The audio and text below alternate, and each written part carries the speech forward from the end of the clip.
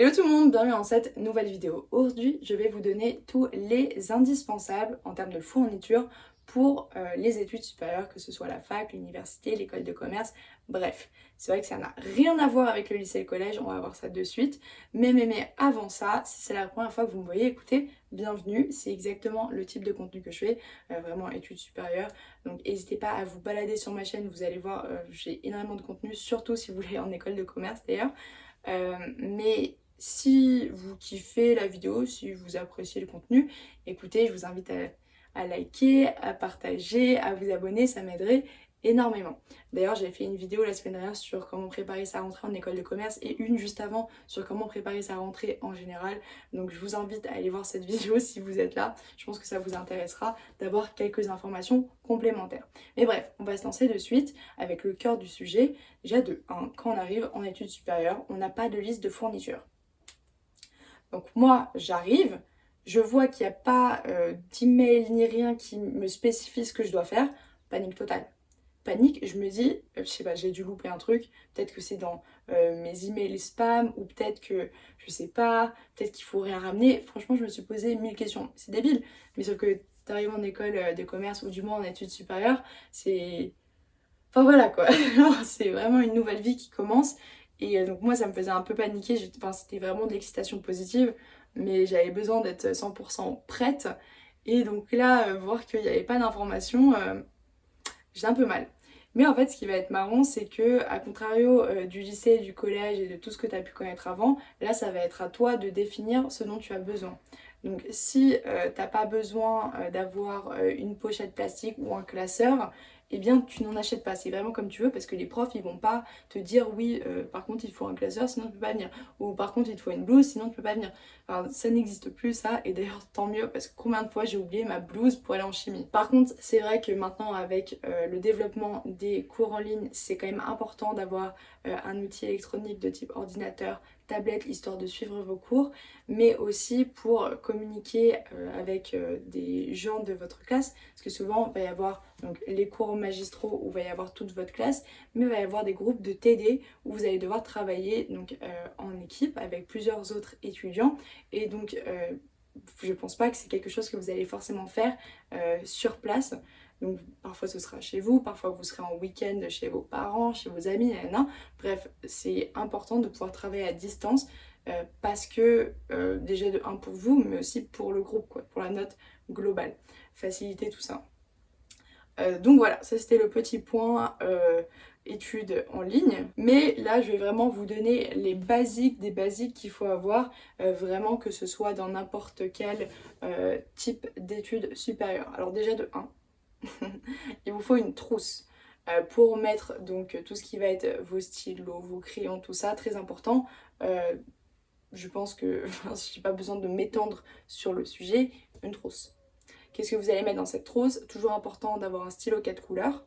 Si vous préférez les feutres de couleurs, faites comme vous voulez, mais c'est important d'avoir de quoi écrire en différentes couleurs, parce que parfois, en fait, en études supérieures, les profs, ils vont parler. Ils vont pas faire un cours, en fait. Ils vont vous parler, vous expliquer, comme si c'était une conversation, et il va falloir être intelligent dans sa prise de notes.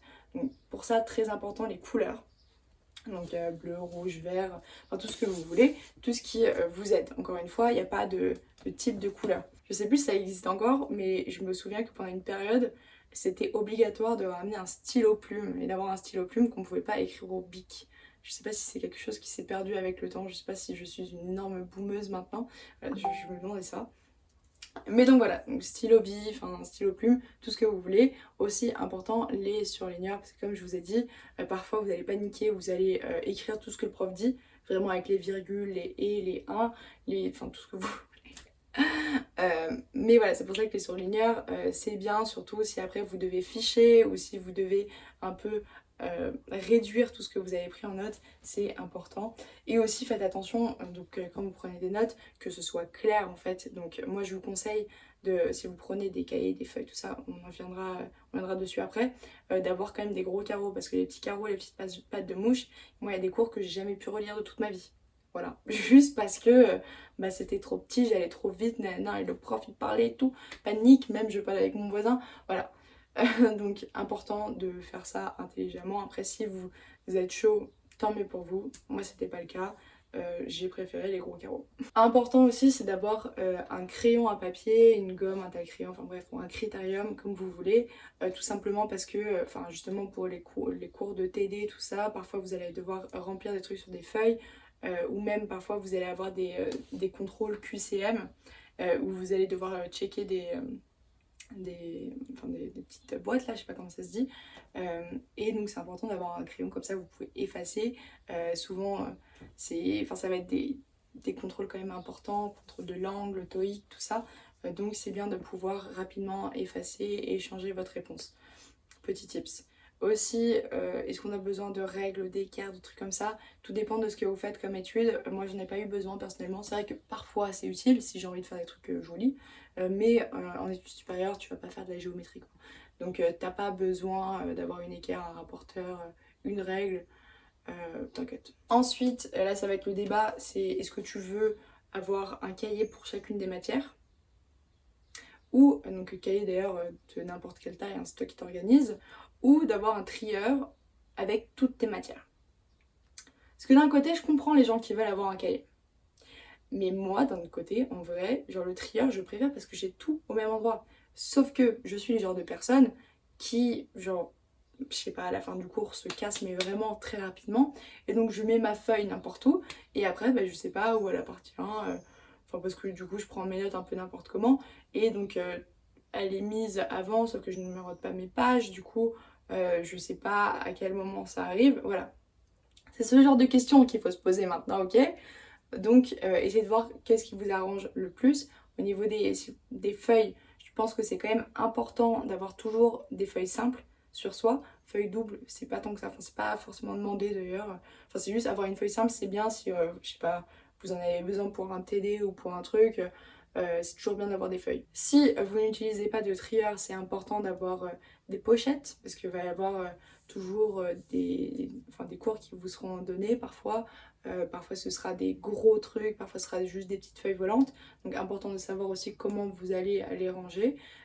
Moi je vous conseille vraiment de penser à tout ça en vous disant je vais devoir aller en cours tous les jours et porter ça avec moi, sachant que je vais avoir plusieurs matières. Et souvent c'est les cours de langue qui vous donnent des livrets comme ça. Et si tu as 15 matières avant que tu dois aller en cours de langue, enfin le sac, pas possible. Donc vraiment à toi de t'organiser par rapport à ça et ce que toi tu penses de ça. Important d'acheter des fiches parce que les partiels et tout va falloir d'une manière ou d'une autre les réviser. Après tout dépend comment tu révises. Moi je pense que quand même les fiches c'est ce qu'il y a de plus intéressant à utiliser. Surtout que par exemple les premières années ça va être quand même du contenu qui est assez général. Donc c'est quelque chose que tu vas pouvoir revoir les années suivantes et donc c'est mieux de les avoir sous fiche, comme ça c'est propre, c'est conservable et c'est réutilisable. Au niveau des calculatrices, je pense que vous allez en avoir besoin.